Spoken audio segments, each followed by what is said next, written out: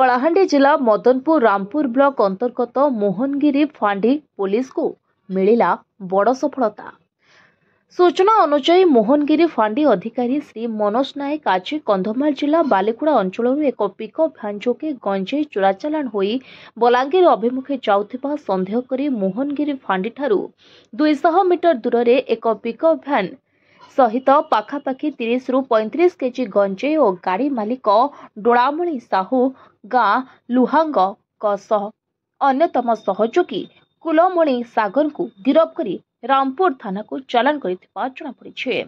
तेबे उक्त ब्लॉक अंचल रे दिनकु दिन गंजेई चोराचालाण वृद्धि पाइथिबा बेले एहाकु रोकिबारे पुलिस प्रशासन और अबकारी प्रशासन को तत्परता निश्चिंत भावरे गंजेई बेपारी व्यवसाय कारबार उपरे छाट पड़ुछे।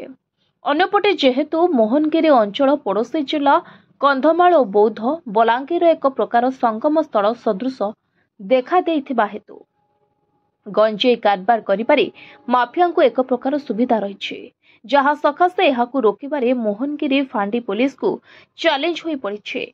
कलाहांडी जिला रामपुर लंबोदर सेनापति report, voice of Odisha live.